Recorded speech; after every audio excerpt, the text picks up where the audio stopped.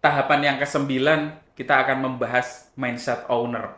Setelah kita sudah menyampaikan konsep bisnis, lalu marketing, sistem operasional, sampai dengan keuangan, tentu kita juga harus berpikir growth mindset ketika kita mempunyai cita-cita bisnis ini terus berkembang atau mungkin diwariskan.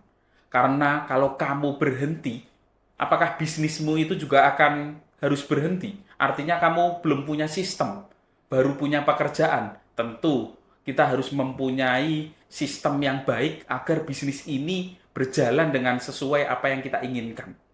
Nah, kesalahan umum kita sebagai owner atau pemilik warung itu biasanya seperti apa sih?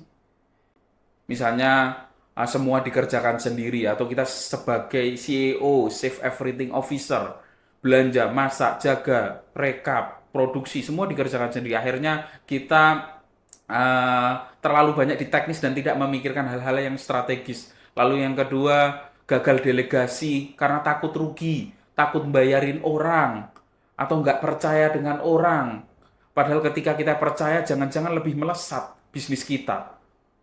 Yang ketiga, kita seolah-olah nggak punya waktu untuk evaluasi karena terlalu banyak sibuk operasional, sibuk di teknis. Padahal ketika kita selalu evaluasi dan mencoba untuk memperbaiki, bisnis ini bisa terus melesat. Ujungnya apa? Kita capek, burn out, warung stagnan. Karena hanya fokus pada hal-hal teknis dan tidak memikirkan hal-hal strategis. Nah, agar kita sebagai pemilik warung atau owner ini bisa naik level atau mempunyai growth mindset agar bisnis kita bisa berkembang hingga mungkin diwariskan, itu seperti apa sih? Karena owner ini harus mempunyai arah, mempunyai bisnis plan, mempunyai hal-hal strategis. Jangan fokus pada urusan dapur saja, urusan teknis saja. Peran owner yang sehat itu seperti apa? Misalnya kita harus mengontrol alur bisnis dari jauh pun bisa.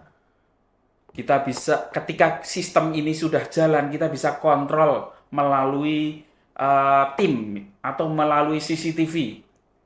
Kita juga bisa memastikan sistem ini dijalankan, bukan mengerjakan sendiri. Kita mempunyai struktur organisasi sesuai.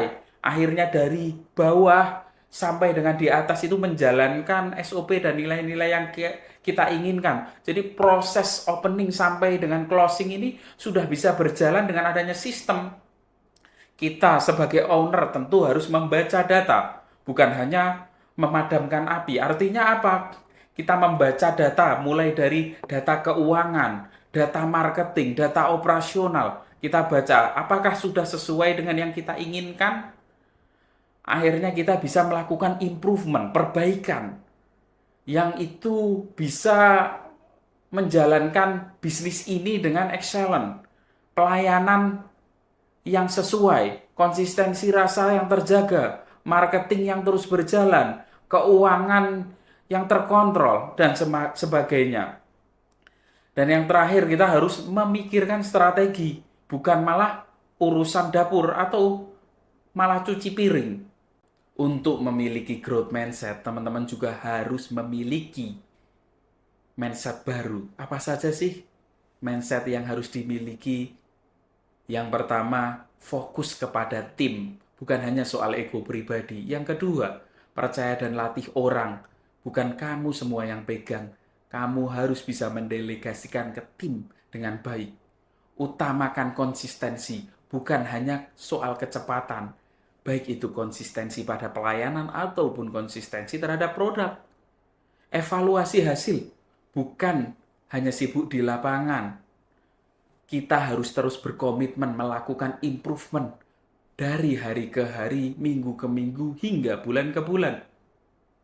Teman-teman harus pikirkan bisnis 6 bulan ke depan, bukan cuma hari ini. Atau bahkan 1 tahun, 2 tahun, 3 tahun, hingga 5 tahun ke depan, bisnis ini akan dijalankan seperti apa, strateginya seperti apa. Ketika kita mempunyai tujuan bisnis ini berkembang, melesat, dan bahkan ingin kita wariskan sebagai legasi, Tentu kita sebagai owner ini harus mempunyai skill. Skill minimal apa sih yang harus dimiliki seorang owner ini? Yang pertama, leadership. Bisa memimpin tanpa harus galak misalnya. Tapi orang-orang ini bisa melakukan, menjalankan, mengimplementasikan nilai-nilai yang kita bangun, SOP yang kita inginkan bisa berjalan. Lalu kita juga mempunyai skill delegasi.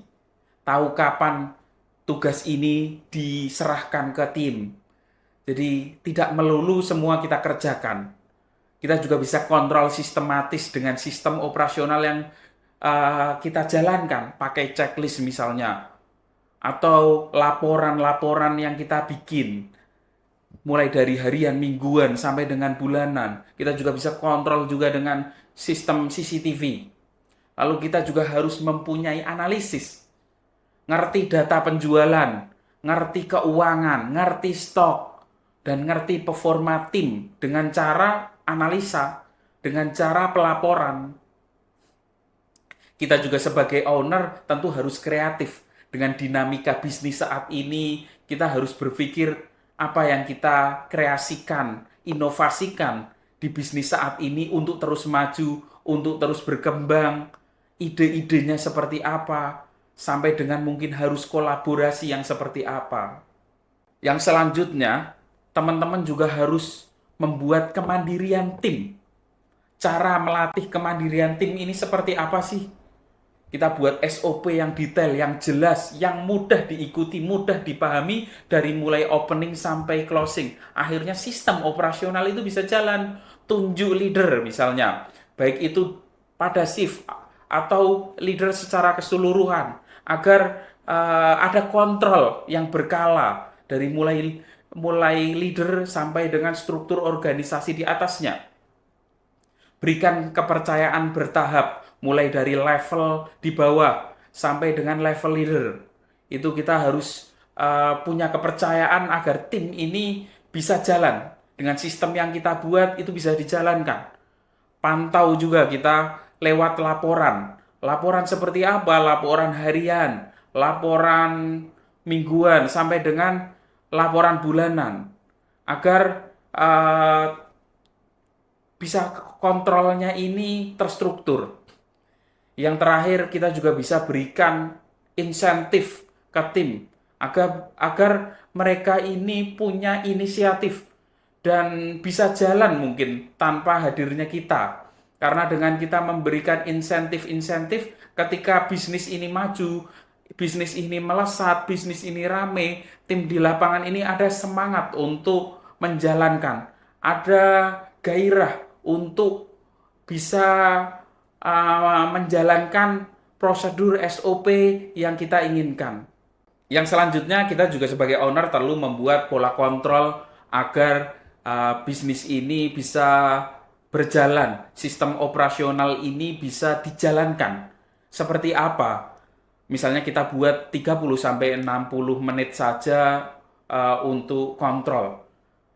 Kita membaca rekap kas harian, lalu cek laporan stok penjualan, tinjau CCTV dari jauh untuk random cek, spot cek, apa saja kekurangannya mungkin, apa saja yang harus diperbaiki.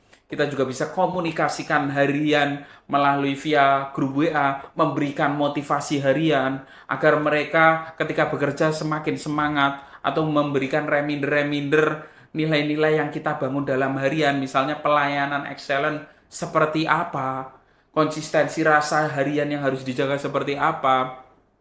Lalu kita juga bisa update mingguan, ide-ide promo misalnya. Nah, dari kontrol ini tentu akan ada hasilnya yang kita bisa membuat improvement, perbaikan, baik itu dari hari ke hari, atau minggu ke minggu, atau bulan ke bulan, agar bisnis ini bisa sesuai apa yang kita inginkan, mulai dari konsistensi rasa, pelayanan yang excellent, dan sistem operasional yang berjalan sesuai dengan SOP dan nilai yang kita inginkan.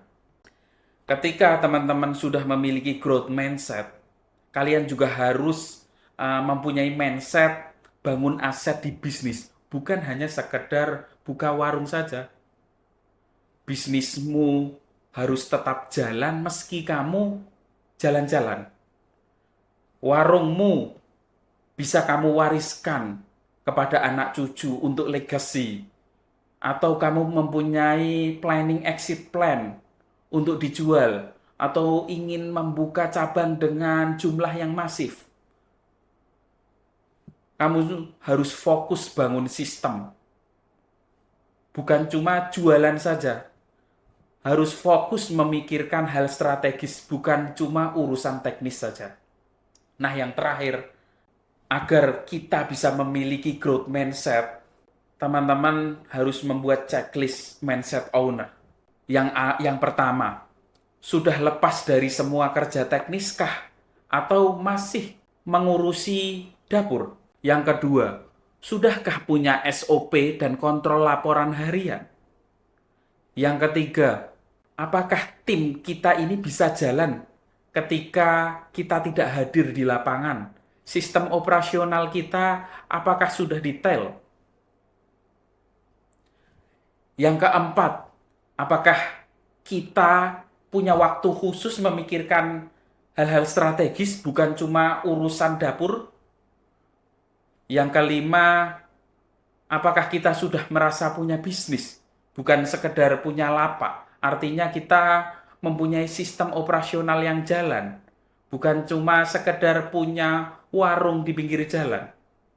Nah, karena owner sejati bukan hanya sibuk di dapur, tapi sibuk mikir gimana timnya bisa tumbuh, bisnis kita bisa jalan meskipun kita sebagai owner itu sedang jalan-jalan.